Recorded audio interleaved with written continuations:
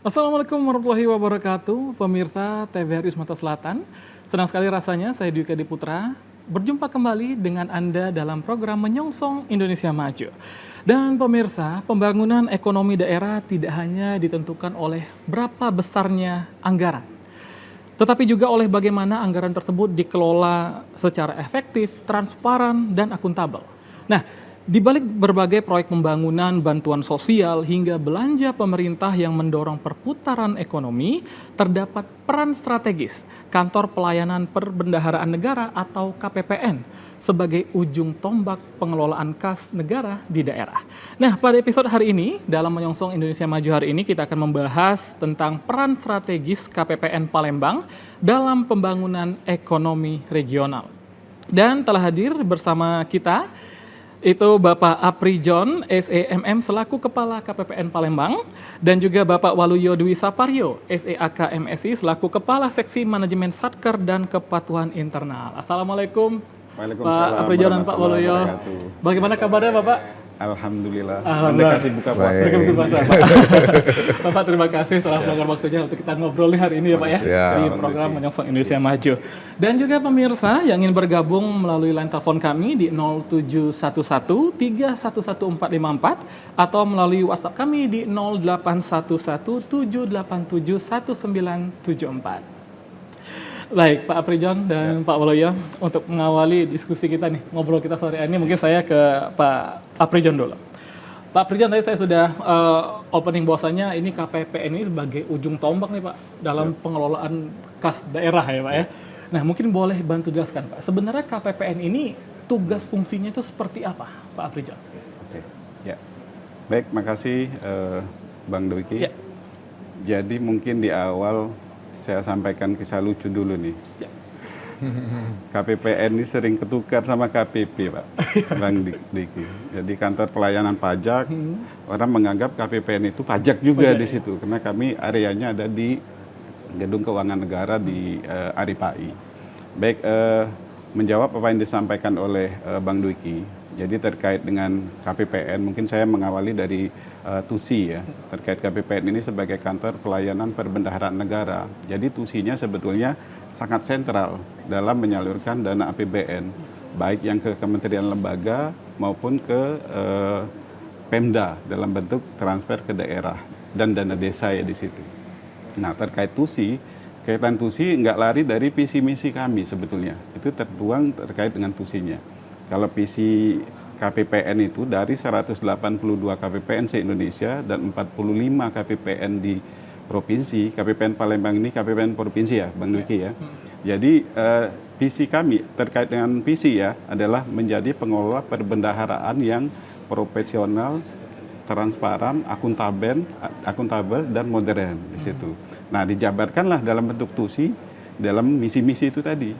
Pertama mungkin dapat saya sampaikan peran sentral kami dalam penyaluran dana APBN, yaitu menjamin tersalurkannya dana APBN itu secara tepat waktu, tepat jumlah, dan tepat sasaran. Nah itu dulu kan sangat urgent sekali kan. Kemudian terkait dengan tugas trisurer, salah satunya adalah mengelola penatausahaan penerimaan negara. Jadi penerimaan negara itu dilakukan pengelolaannya secara profesional, akuntabel di situ. Jadi jangan sampai nanti pengelolaan penerimaan negara ada yang meleset, nggak masuk ke kas negara, salah kode akun atau sebagainya, dan tidak menggunakan teknologi informasi yang sudah ada, yaitu MPN ya, modul penerimaan negara di situ. Kemudian tugas TUSI terakhir yang sebagai TUSI sentral kami di ranah hilir, yaitu di sisi pertanggungjawaban, yaitu menjamin terwujudnya laporan keuangan yang akurat dan tepat waktu. Nah, kurang lebih itu sebagai prolognya ini. Baik, berarti tugasnya memang sangat penting ya Pak ya, menjamin tepat jumlah, tepat sasaran, iya, dan tepat waktu. Tepat waktu, ya, di situ. Oke, baik. Terima kasih Pak Apri John. Saya ke Pak Waluyo. Pak Waluyo tadi sudah banyak sekali disampaikan oleh Pak Apri John terkait peran-peran strategis ya Pak ya. Nah, lalu dengan banyaknya peran strategis tadi Pak, bagaimana fungsi dari manajemen Satker ini Pak, dan kepatuhan Satker dan kepatuhan internal yang bekerja di KPPN? Siap. Terima kasih Bang Dwiki atas pertanyaannya. Jadi Saya selaku Kepala Seksi Manajemen Satker dan Kepatuhan Internal Palembang itu memastikan bahwa layanan KPPN Palembang ini sesuai dengan standar layanan yang ditentukan oleh kantor pusat. Jadi sebagai quality asuransinya gitu ya. Jadi di KPPN Palembang ini ada namanya PTPN atau CSO. Ya. Nah, kita memastikan bahwa CSO ini melayani sesuai dengan SOP-nya, gitu ya. Kemudian hal-hal yang sudah kita laksanakan adalah melakukan pembinaan kepada satuan kerja, gitu ya, melakukan pembinaan kepada satuan kerja agar pencairan atau pelaksanaan anggaran itu sesuai dengan aturan-aturan hukum yang ada. Nah, itu dari sisi manajemen satkernya. Jadi memastikan semua satuan kerja ini melaksanakan pencairan anggaran sesuai dengan peraturan-peraturan yang berlaku. Kemudian dari sisi kepatuhan internal memastikan bahwa layanan KPN Palembang ini terutama ya kepada para pegawainya ini selalu memegang nilai-nilai dan kode etik perilaku pegawai Kementerian Keuangan, memegang nilai-nilai integritas, kemudian dalam melayani satuan kerja ini tidak melakukan membedakan atau istilahnya itu menganakmaskan satu satker dibandingkan dengan satker yang lainnya. Semuanya sama, gitu ya.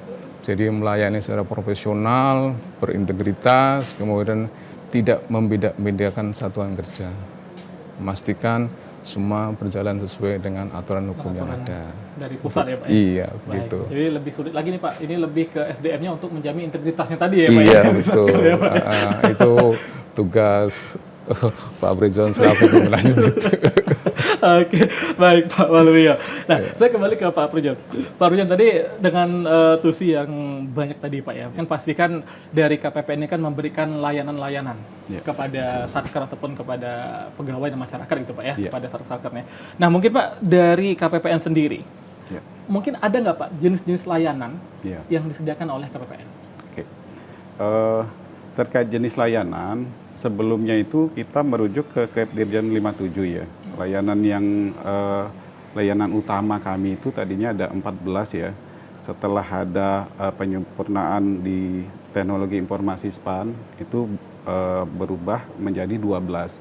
Rujukan ke KEP 57 bergeser ke KEP 83. KEP itu keputusan Dirjen Perbendaharaan ya, Bang Dwiki ya. Di sana menyebutkan 12 layanan unggulan itu atau yang menjadi konsen kami dalam pemberian layanan itu utamanya kaitan ke misi 1 tadi, menyalurkan dana APBN tadi tepat waktu, tepat jumlah, tepat sasaran. Yaitu bagaimana kami bisa menerbitkan SP2D ya, surat perintah pencairan dana itu secara tepat waktu. Nah, tepat waktu itu kami norma waktu di SOP sudah ada tuh, Bang Dwiki. Jadi norma waktunya itu sejak SPM diterima lengkap ya melalui sistem itu paling lambat itu 1 jam sudah jadi SP2D. Artinya pada hari itu juga penerima hak itu sudah bisa menerima hak tagihnya di situ. Itu satu. Kemudian terkait dengan pembayaran Satker BLU. Nah, BLU ini mungkin sedikit saya jelaskan singkat ya. Jadi BLU ini merupakan salah satu satker dengan sumber dana utamanya PNBP, penerimaan negara bukan pajak. Mereka nyari uang sendiri, nanti bisa pakai sendiri tanpa harus mengajukan SPM ke KPPN. Tapi mereka mengajukan SP3 BLU namanya. Surat perintah permintaan pengesahan pendapatan belanja BLU. Sebagai contoh mungkin tadinya Unsri misal BLU, sekarang sudah jadi PTNBH ya. Saya contoh yang konkret, Rumah Sakit M. Hussein ya. Itu satker BLU itu. Jadi dari pendapatan mereka bisa menggunakan langsung, nanti pengesahannya bisa paling lambat 1 kali dalam 3 bulan. Itu boleh. Karena memang dibutuhkan fleksibilitas untuk peningkatan pelayanan. Karena dana tadi dikelola untuk memberikan pelayanan ke masyarakat. Bukan profit oriented. Nah, kemudian layanan ketiga terkait dengan sumber dana. Kalau di postur APBN kita ketahui kan sumber dana itu ada 3 ya Bang Dwiki ya. ada pajak, ada PNBP. Nah ini hibah. Nah hibah itu ada hibah terencana dan hibah langsung. Nah kaitan yang ini hibah langsung ini. Hibah langsung dalam bentuk uang. Contoh, saya kasih contoh ya. Pada saat pilkada misalnya. Pilkada itu Pemda memberikan hibah ke Bawaslu atau KPU. Bawaslu KPU itu nanti wajib melakukan registrasi ke Kanwil Perbendaharaan sebagai kepanjang tangan Ditjen PPR, Pembiayaan dan Pengelolaan Risiko di Kemenkyu. Nah, nanti KPPN tugasnya ada 2 di situ. Salah satunya yaitu tadi menerbitkan SPHL, Surat Pengesahan Hibah Langsung. Jadi hibah yang sudah didapat atau dibelanjakan diajukan ke kami. Nah itu kami proses, norma waktunya itu 1 hari ketika dokumen diterima lengkap. Itu layanan ketiga itu. Nah kalau saya jelasin 12 kayaknya waktunya nggak cukup. Mungkin terakhir ini terkait tugas treasurer lah ya, terkait pengelolaan rekening pemerintah. Nah salah satu yang kami layani adalah pembukaan rekening. Semua dana APBN keluar atau masuk harus menggunakan rekening pemerintah. Itu amanat di PMK 182 ya maupun 183. Nah, dalam hal mereka Satker ataupun Pemda yang menggunakan dana APBN tidak menggunakan rekening yang pemerintah tadi, itu dianggap sebagai pelanggaran. Nah, itu nanti bisa ditindak oleh APIP ataupun BPK. Nah, itu layanan kami adalah membuka rekening. Satker mengajukan permohonan buka rekening, ada rekening pengeluaran, penerimaan, rekening pemerintah lainnya, itu terkait rekening hibah, rekening titipan dana kejaksaan dan sejenisnya itu. Itu pelayanan yang keempat.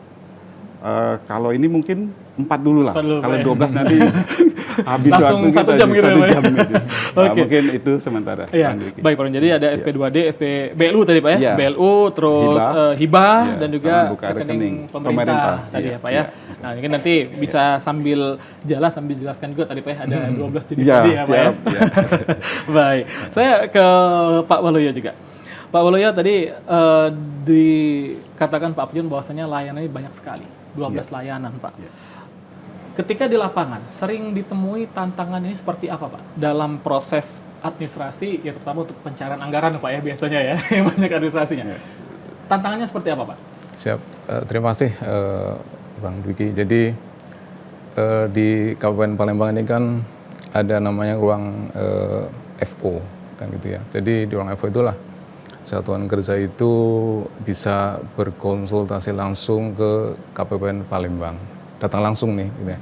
Nah, berdasarkan pengalaman tiap hari gitu ya. Jadi karena Satker ini dan Kabupaten Palembang ini bekerja berdasarkan atau melalui media aplikasi gitu ya. Jadi ada aplikasi SPAN, ada aplikasi Sakti. Kalau SPAN itu khusus untuk Kabupaten Palembang, aplikasi untuk Satker, aplikasi Sakti untuk Satker. Jadi lebih banyak di kendalanya itu Satker di aplikasi Saktinya.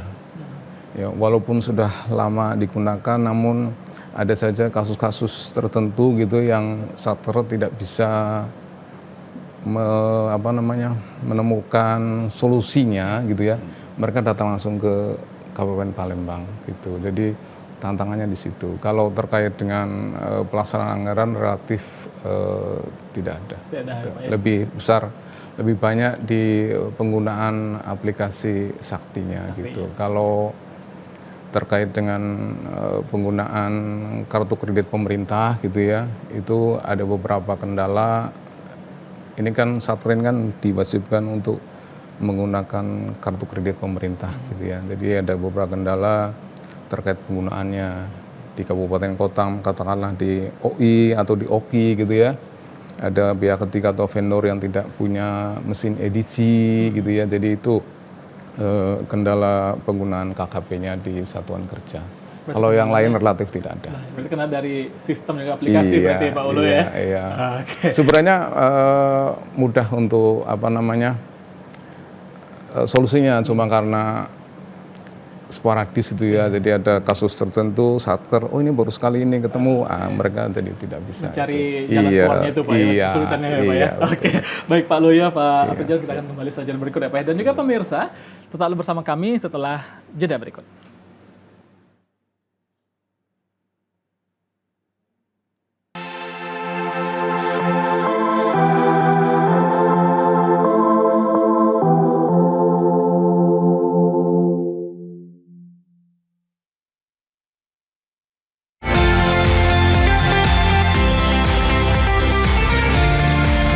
Sebagai lembaga penyiaran publik, TVRI Sumatera Selatan menjunjung tinggi sinergisitas menuju TV kelas dunia, menciptakan Indonesia cerdas, menyongsong Indonesia maju. TVRI Sumatera Selatan bertekad menjadi TV publik, mampu menjembatani kepentingan masyarakat dan pemerintah. TVRI Sumatera Selatan telah bersiaran di satelit Telkom 4, sehingga dapat dinikmati seluruh masyarakat Sumatera Selatan hingga ke pelosok daerah.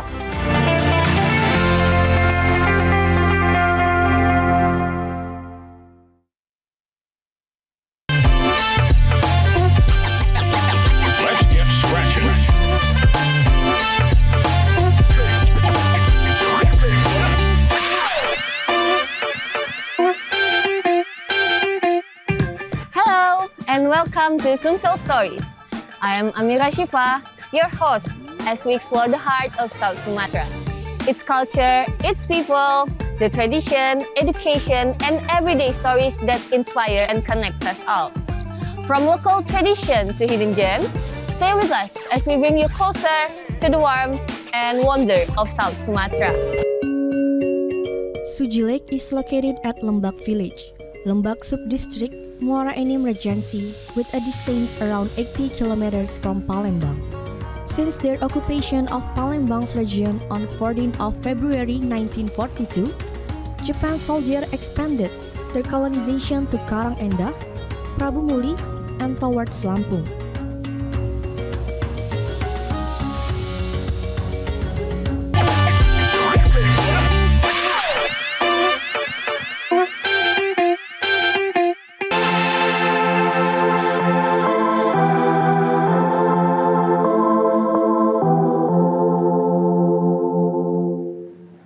Pemirsa, terima kasih Anda masih bersama kami dalam Menyongsong Indonesia Maju, dan kita akan lanjut berbincang terkait peran strategis KPPN Palembang dalam pembangunan ekonomi regional. Baik, saya izin lanjut ke Pak Prijon dulu nih, Pak Prijon. Ya, Pak Prijon, saya sempat mendapat informasi bahwasanya KPPN saat ini bukan lagi hanya sebatas juru bayar, ya Pak ya. Ya, siap. Melainkan kan ada tugas strategis besar. Dan juga tentu saja menantang ini Pak, untuk KPPN yang harus diemban. Nah, ini bisa jelaskan Pak, maksudnya tugas apa nih? Oke.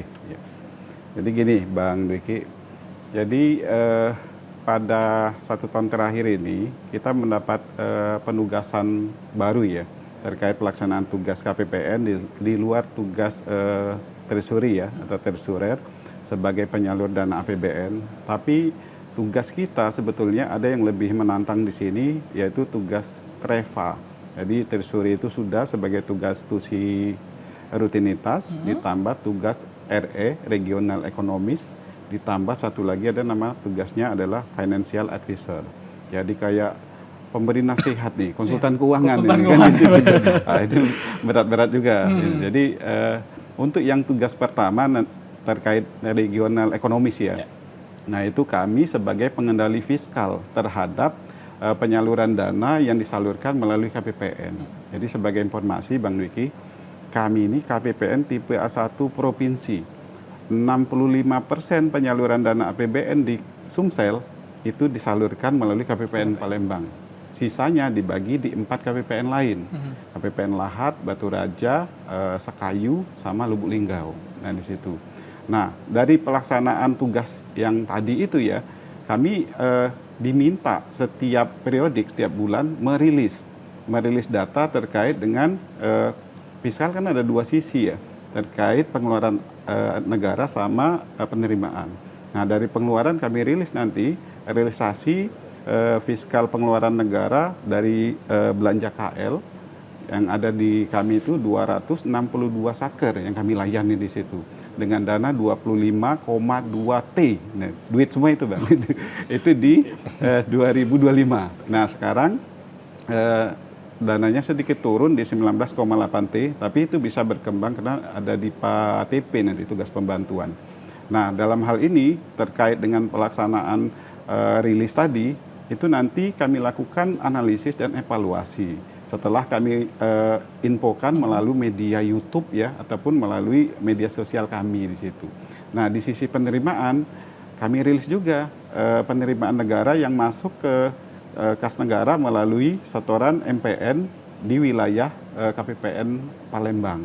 Nah, tujuannya apa tuh? Regional ekonomis itu tugasnya nanti melakukan analisis terkait dengan tren, ya, terkait dengan fluktuasi belanja maupun penerimaan. Nah, untuk belanja misalnya, tren di bulan Februari misal, sejatinya Februari itu serapannya harusnya sudah minimal ya 10 atau 15%. Kalau serapan masih berkutat di bawah 10%, berarti ada sesuatu masalah di situ. Apakah Satker terlena, baru sibuk nyerap anggaran nanti di penghujung tahun, padahal itu terkait dengan multiplier efek kan berdampak. Kalau serapannya belakang, berarti multiplier efeknya tidak segera didapat masyarakat terkait dengan pembangunan ekonomi regionalnya. Kemudian RE ini juga membahas terkait tugas kami dalam pelaksanaan kegiatan strategis di daerah, yaitu dalam pengendalian inflasi. Kami ini sesuai surat dari Menteri Perekonomian ditugaskan untuk masuk sebagai anggota tim TPID, tim pengendali inflasi daerah. Kenapa KPPN dilibatkan di sini? Karena secara sentral kami itu gudang data. Jadi Kemenq itu sebetulnya gudang data. Data keuangan negara itu ada di kami. Nah, kami bisa nginfokan ke Pemda bahwa sumber dana untuk inflasi yang sudah tertagging sebesar sekian. Silakan dimanfaatkan, intinya kan gitu kan. Untuk pelaksanaan misalnya survei pasar murah, sidak, dan lain sebagainya, atau terkait konektivitas dari daerah pemasok ke daerah yang membutuhkan supaya inflasinya terkendali.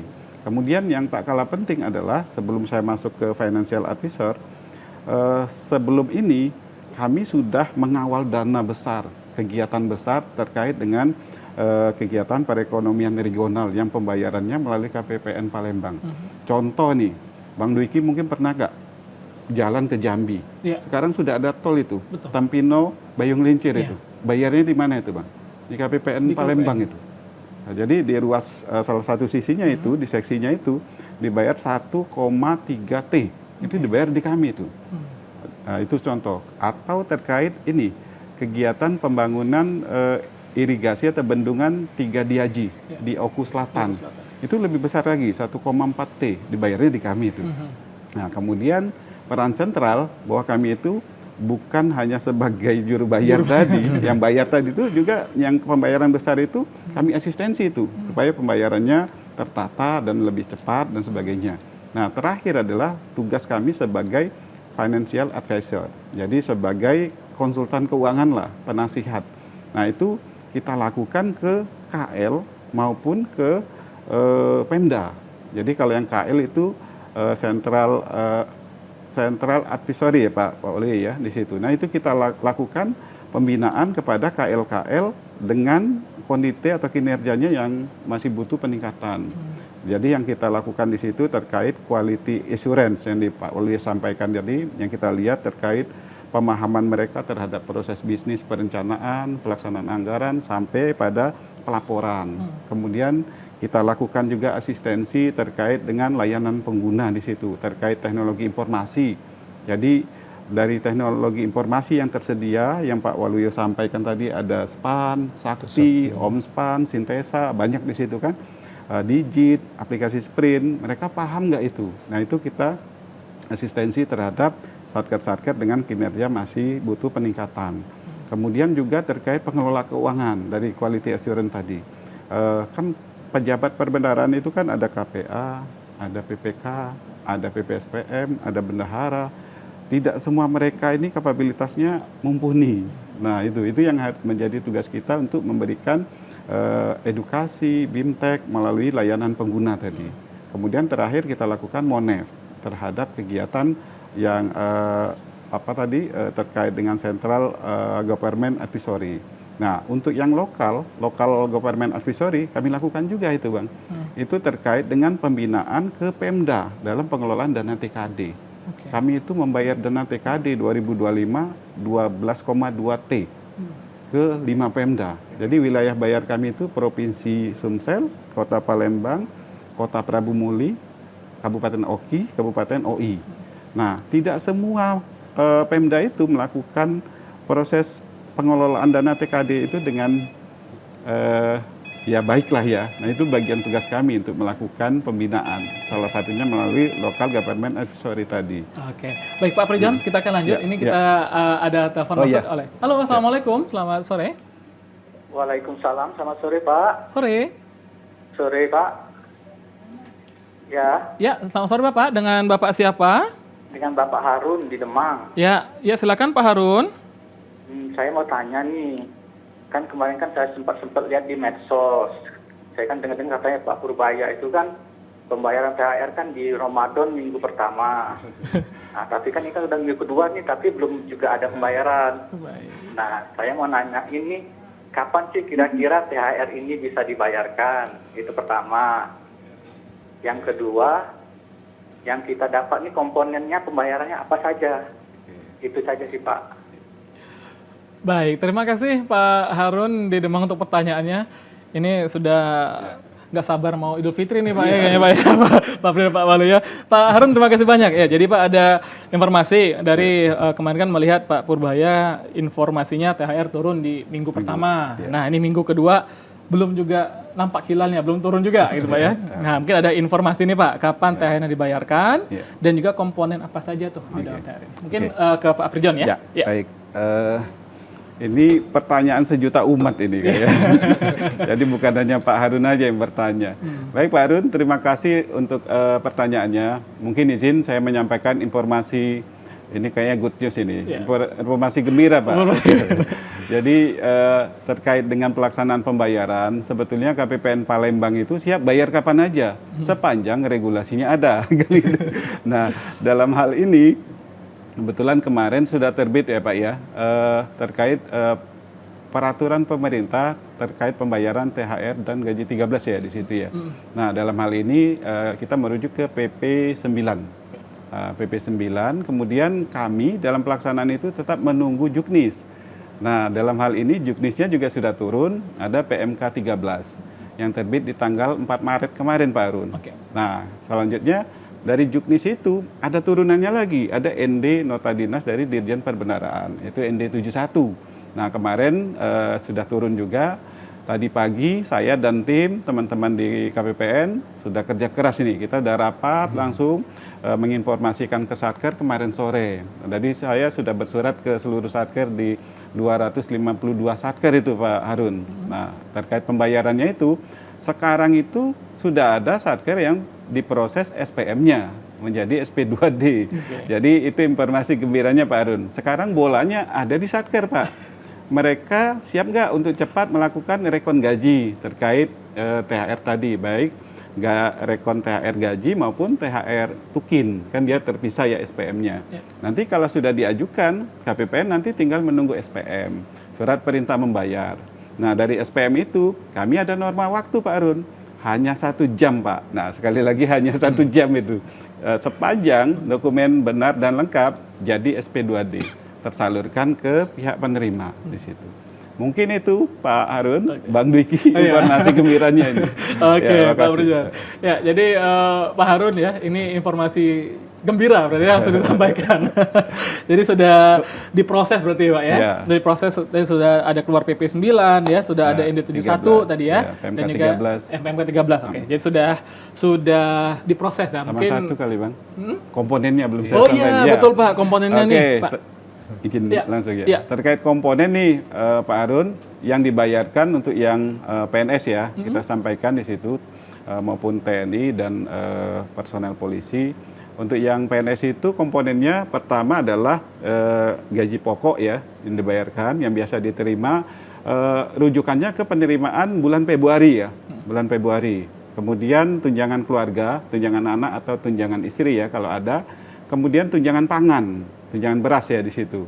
Kemudian terkait tunjangan jabatan ataupun kalau dia bukan pejabat dapat tunjangan umum di situ.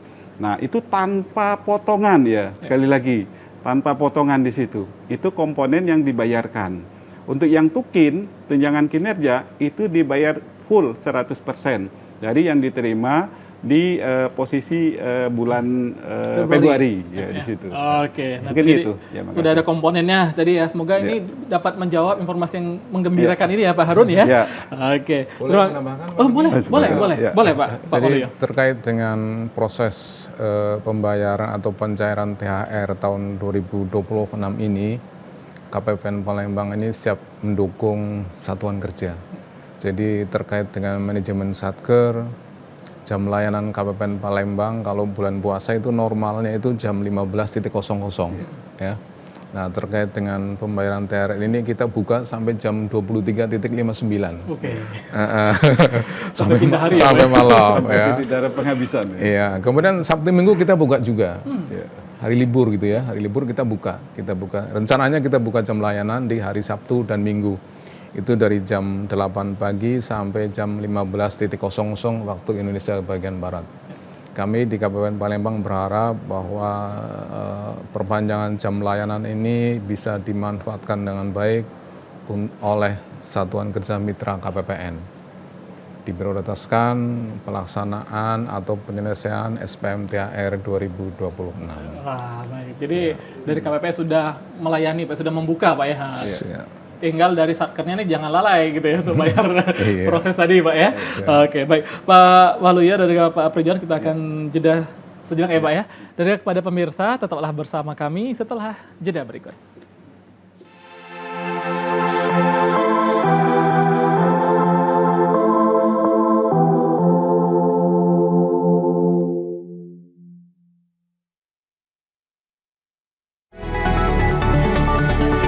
Informasi terbaru lengkap dan terpercaya setiap hari melalui program Berita Sumatera Selatan hari ini.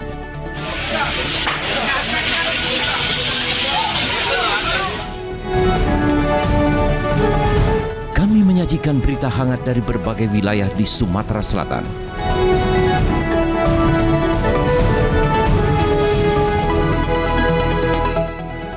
Kebakaran lahan dan kebun dengan kobaran api yang cukup besar membakar kebun milik warga. Dikemas secara tajam dan berimbang.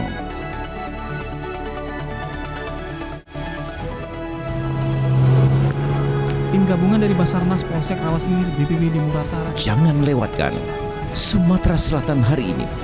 Hanya di TVRI Sumatera Selatan.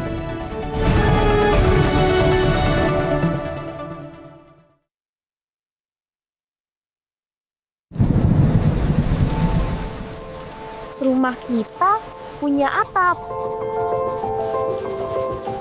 Biar hujan gak masuk. Kata ibu, bumi juga punya atap. Hutan yang berfungsi nahan air. Dan nyimpen pelan-pelan. Kalau atapnya rusak,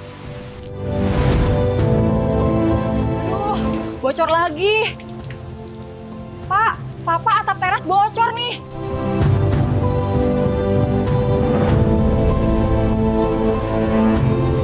kayak gini kalau hutannya hilang.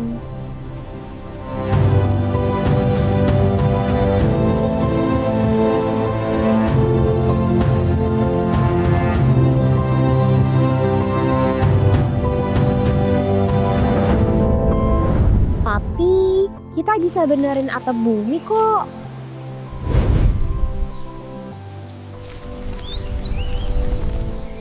Nadia, sudah malam. Yuk tidur, Nak. Biar kita bisa tidur tenang.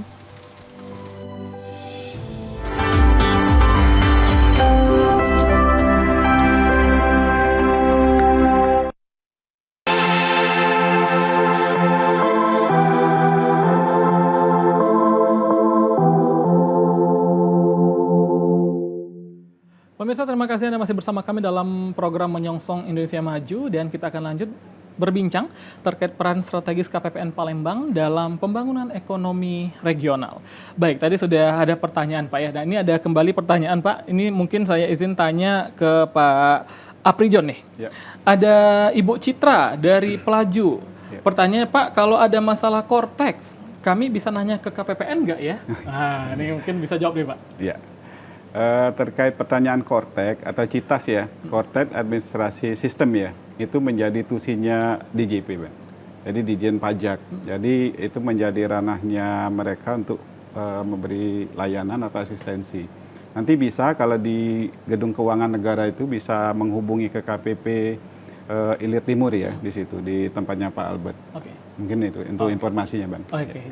Jadi bukan masuk ranahnya ke KPPN ya, Pak ya? Bukan. Nah, tetapi lokasinya sama. Sama. Ya, memang Jangan salah masuk lagi. di awal tadi ya, Pak ya. Iya. Oke, baik ya, Ibu Citra. Dan ini ada pertanyaan lagi, Pak. Ini mungkin pertanyaan ini ke Pak Waluyo nih. Nama saya Edo Azani. Izin bertanya, Bapak. Satker kami merupakan mitra KPPN Palembang. Saat ini masa berlaku penunjukan pejabat perbendaharaan kami telah berakhir. Bagaimana langkah yang harus dilakukan agar pencairan anggaran tetap dapat berjalan? Ya. Baik, terima kasih atas pertanyaannya yang sangat baik nih. Ya, jadi berdasarkan peraturan yang ada bahwa seluruh pejabat pengelola keuangan, baik bendahara, PPK, dan PPSPM, itu harus bersertifikat paling lambat tanggal 1 Januari tahun 2026. Ada beberapa solusi gitu ya, apabila pejabat pengelola perbendaharaan atau pejabat pengelola keuangan ini sertifikatnya itu sudah kedaluarsa gitu ya. Sebenarnya aturan mainnya adalah bahwa 40 hari sebelum sertifikat tersebut kedaluarsa itu harus mengajukan perpanjangan, gitu ya, harus mengajukan perpanjangan itu melalui aplikasi Simas Paten. Persyaratannya ada di situ, gitu ya. Kemudian kasusnya adalah apabila sertifikat yang diperoleh itu sudah kedaluarsa dan belum sempat mengajukan perpanjangan, gitu ya.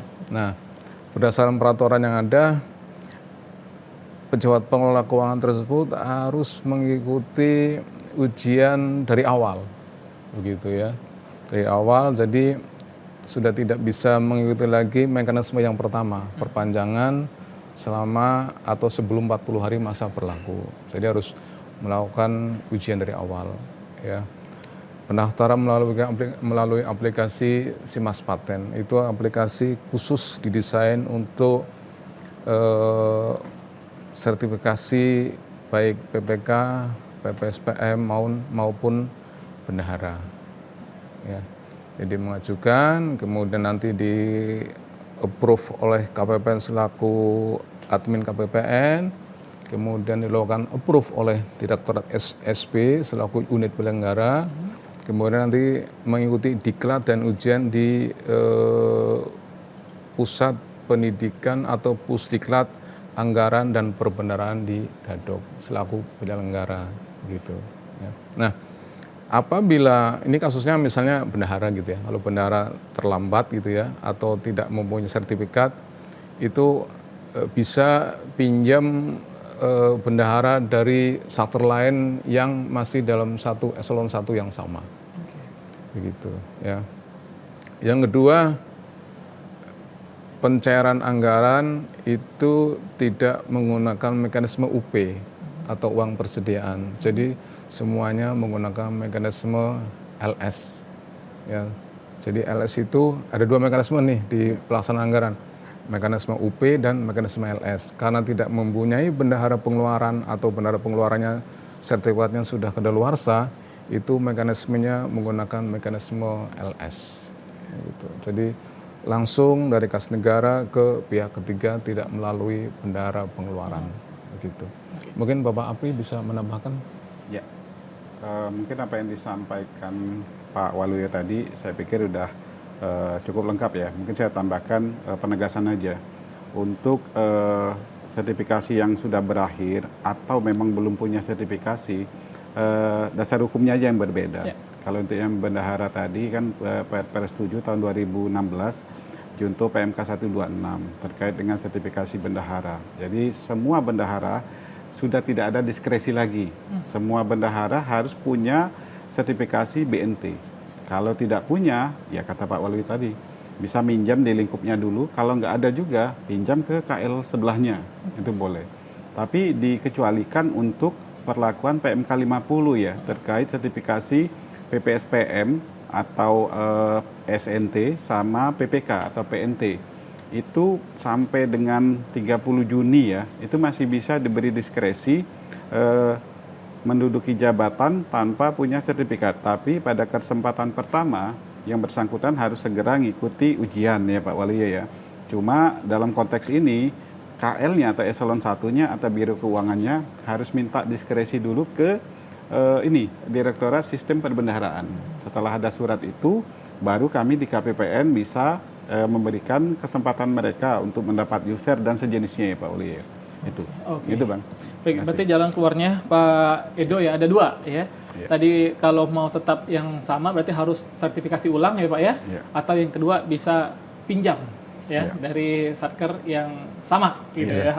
Oke, baik. Nah, jadi pemirsa ingin bergabung ya melalui telepon kami di 0711311454 atau melalui WhatsApp kami di 081178719774. Baik, saya lanjut ke Pak Waluyo. Kita lanjut berdiskusi lagi, Pak. Tentu saja dalam pengelolaan DIPA Satker ini kan mempunyai pejabat yang akan mengelola keuangan negara. Seberapa penting kompetensinya nih Pak, atau sertifikasi ini seberapa penting dari para pejabat pengelola keuangan negara untuk menentukan kualitas pelaksanaan anggaran? Baik, terima kasih Bang Diki. Jadi menyambung dari pertanyaan dari Bang Edo tadi gitu ya. Jadi berdasarkan PMK 62 tahun 2023 gitu ya, penunjukan pengelola keuangan perlu disampaikan di sini bahwa pengelola keuangan itu ada beberapa ya. Yang pertama kuasa pengguna anggaran, kemudian PPK, PPSPM dan bendara pengeluaran gitu ya. Nah, berdasarkan PMK 62 tahun 2023, penunjukan pengelola keuangan ya, khususnya PPK, PPSPM dan bendara pengeluaran ini berdasarkan standar kompetensi teknis yang sudah ditentukan. Nah, wujudnya apa? Wujudnya adalah sertifikasi kompetensi teknis, gitu ya. Kalau PPK itu sebutannya PPK ber-PNT, PPSPM, PPK ber-SNT. Kalau bendahara pengeluaran itu bendahara ber-BNT, gitu ya. Nah, tujuannya apa untuk sertifikasi ini? Pertama adalah sebagai pengakuan atas kompetensi teknis yang dimiliki oleh para pejabat pengelola keuangan. Ya. Yang kedua, untuk meningkatkan profesionalisme. Yang ketiga, untuk penjaminan mutu para pengelola keuangan. Yang keempat adalah untuk meningkatkan mutu atau meningkatkan kualitas pelaksanaan anggaran. Nah, yang keempat ini penting nih, Bang Dwiki ya. Karena kenapa? Karena muaranya ada pada laporan keuangan pemerintah pusat LKPP gitu. Kita harapkan kalau pejabat pengelola keuangan itu memenuhi standar kompetensi teknis, LKPP-nya ini bisa memenuhi standar penilaian atau standar penilaian di Badan Pemeriksa Keuangan. Kami berharap di tahun 2026 ini selaku kuasa BUN, LKPP tahun 2025 ini yang sedang disusun oleh Kementerian Keuangan di kantor pusat kami ini mendapatkan opini WTP dari BPK. Jadi opini BPK WTP ini kan sudah kita peroleh dari tahun 2016 atau 2017 gitu ya. Nah, kita berharap bisa dipertahankan di tahun 2026 ini. Jadi muara dari kualitas pelaksanaan anggaran yang baik ada di LKPP yang bisa dipertanggungjawabkan. Gitu. Oke, baik. Luar biasa dari Pak Waluyo dan juga Pak Aprijon. Nanti kita akan lanjut setelah jeda berikut ya Pak ya. Dan juga pemirsa, tetap bersama kami setelah jeda berikut.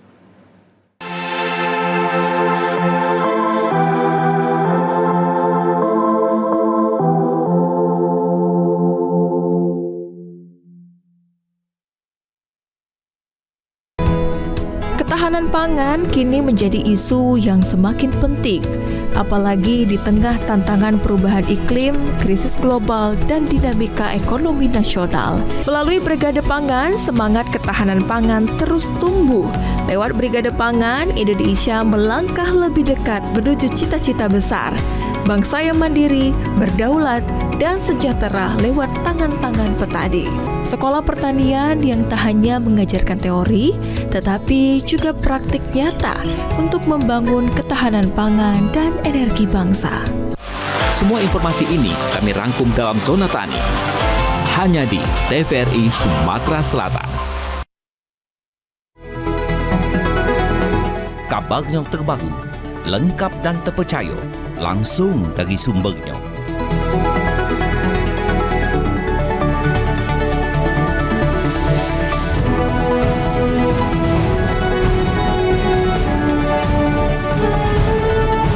Disaji ke Maki Baso Palembang, ngabar cerita hangat terkini, aktual tentang perkembangan dan kejadian penting di tengah masyarakatnya.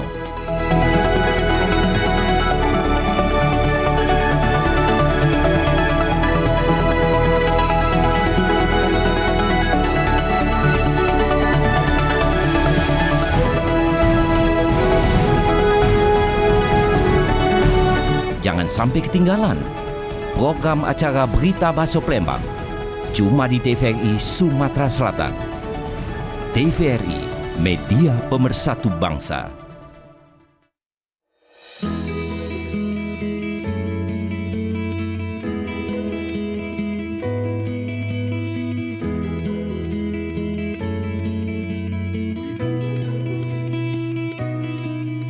Pagi Bu Lita. Pagi. Wah, usahanya sudah mulai maju ya, Bu? Ya, biasa usaha kecil-kecilan. Jangan salah loh, Bu. Usaha seperti Ibu ini atau yang sering kita sebut dengan UMKM, salah satu penunjang ekonomi rakyat loh, Bu. Anyaman rotan berupa piring, caping, tudung saji, dan aneka keranjang lainnya adalah kerajinan tangan khas Dusun Muara Tenang, Kota Pagar Alam. Dan menjadi cenderamata bagi wisatawan yang berkunjung ke kota wisata Pagar Alam. Industri kecil ini ditekuni masyarakat secara turun-temurun.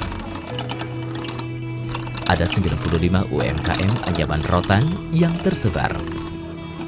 235 orang tenaga kerja terserap dengan nilai investasi Rp674.300.000.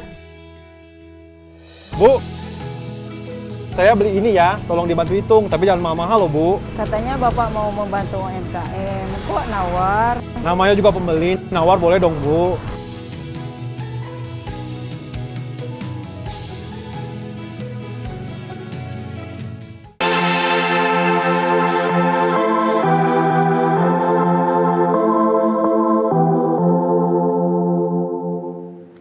Pemirsa, terima kasih Anda masih bersama kami dalam program Menyongsong Indonesia Maju bersama Pak Aprijor dan juga Pak Waluyo dari KPPN Palembang. Nah, saya beralih ke pemirsa yang sudah bertanya melalui WA kami. Ini ada Pak Irfan Syah dari Talang Kelapa. Pak mau bertanya terkait penyaluran dana tunjangan guru. Ya. Ini mekanismenya seperti apa dan mengapa guru-guru mendapat pencairan di tanggal yang berbeda-beda? Mungkin ke Pak Jan ya. Boleh. Ya. Baik, gini ya, terkait pembayaran tunjangan guru, ini merupakan terobosan dari pemerintah, khususnya dari Pak Presiden Prabowo ya. Selama ini, sebelumnya ya, sebelum kebijakan ini, pembayaran itu dibayarkan melalui pemerintah daerah. Masuk ke Kasda, baru nanti disalurkan ke guru-guru. Mungkin ada analisis terkait pembayaran itu yang menyebabkan ada kebijakan pembayaran dibayarkan langsung ke guru. Nah, pembayaran itu dilakukan secara langsung ke guru ya tujuannya supaya ya itu tadi tepat sasaran langsung tanpa ada ya hal-hal lah di luar itu ya. Nah, itu dibayarkan ke sana, kenapa berbeda-beda tanggal ya. Jadi itu ada gelombang atau ada rekomendasi dari kantor pusat dari Ditjen Perimbangan Keuangan menyampaikan terkait pembayaran yang dilakukan secara periodik. Kalau sebelumnya itu dibayarkan secara tahun 2025 masih dibayarkan dengan periodisasi triwulan. Kalau sekarang ya bulanan sudah bisa dibayarkan di situ. Kami di KPPN melakukan pembayaran atau menindaklanjuti penerbitan pembayaran SP2D-nya itu setelah ada surat rekomendasi dari DJPK. Nah itu dalam sisi pembayaran terkait hak guru tadi. Guru tadi Pak ya. Nah guru itu juga dibayar nanti ada 3 kelompok itu Bang. Terkait guru yang ada sertifikasi, guru yang tidak ada dibayar namanya tamsil, tambahan penghasilan ya. Kemudian satu lagi guru tunjangan khusus untuk guru yang di wilayah 3T, wilayah khusus ya. Terdepan, terluar, dan tertinggal itu ya di situ. Mungkin itu. Ya, jadi makanya sampainya ke guru itu berbeda-beda karena tadi bergelombang ya Pak ya. Berproses gitu ya. Ada rekomendasi dari DJPK. Oke. Ya, baik, semoga jawaban dari Pak Aprijon tadi menjawab pertanyaan dari Pak Irfan Syah tadi ya Pak ya. Oke. Baik Pak Waluyo dan juga Pak Aprijon, ini kita udah sampai di akhir diskusi kita nih Pak. Oke, saya ke Pak Waluyo dulu Pak, mungkin ada harapan Bapak mungkin untuk sinergi antara pemerintah pusat, daerah, dan juga masyarakat dalam menjaga pengelolaan keuangan negara yang transparan dan berdampak. Nah, mungkin nanti pertanyaan ini untuk Pak Waluyo dan juga Pak Aprijon. Mungkin saya ke Pak Waluyo dulu. Terima kasih. Saya selaku Kepala Seksi Manajemen Satker dan Kepatuhan Internal gitu ya. Jadi saya dari sisi kepatuhan internalnya saja gitu ya. Nanti dari manajemen Satker mungkin dari Pak Apri gitu ya. Dari sisi kepatuhan internal dapat saya sampaikan bahwa layanan KPPN Palembang itu adalah tanpa biaya, gitu ya, tanpa biaya. Jadi kami berharap betul bahwa satuan kerja ini tidak memberikan gratifikasi dalam bentuk apapun kepada pegawai KPPN Palembang ketika meminta layanan ke KPPN Palembang, gitu ya, karena sesuai dengan nilai-nilai integritas yang harus kita junjung tinggi, gitu ya. Jadi diharapkan para satuan kerja bersinergi dengan KPPN Palembang dalam menjaga nilai-nilai integritas. Jadi tidak memberikan sesuatu dalam bentuk apapun, gitu ya, karena dari hal-hal kecil nanti bisa muncul ke hal-hal yang lebih besar lagi kan gitu ya. Nah, itu tidak kita harapkan. Begitu Bang Dwiki dari sisi kepatuhan internal. Baik, terima kasih Pak Waluyo. Mungkin saya ke Pak Aprijon. Terkait dengan pelaksanaan belanja APBN ya atau pengeluaran negara khususnya regional Sumsel, mungkin closing saya terkait dengan pelaksanaan anggaran di wilayah regional ini. Pelaksanaan anggaran ini bisa berjalan sesuai dengan rencana, target, dan sasaran yang sudah kita susun dalam kontekstual konsep ya di situ. Tidak bisa hanya dikelola atau di-manage oleh KPPN selaku kuasa BUN. Peran sentralnya itu ada di Satker dan di Pemda. Jadi ketika mereka responsif dan proaktif dalam pelaksanaan anggaran, misalnya KPA menjadikan misalnya IKPA sebagai alat kendali dalam pengelolaan kinerja dan caput, itu tentunya nanti mendukung percepatan pencairan anggaran. Nanti korelasinya dengan tajuk kita pasti dana yang tersalurkan nanti memberikan multiplier efek ya ke dalam pembangunan perekonomian regional Sumsel di situ. Tentu kalau target strategisnya kita ketahui kan visinya Pak Presiden, visi strategis kan, bersama Indonesia Maju menuju Indonesia Emas 2045. Itu akan terwujud melalui andil kita. Walaupun ini dalam konteks kecil, kalau digabung secara ini jadi satu kesatuan. Mungkin itu.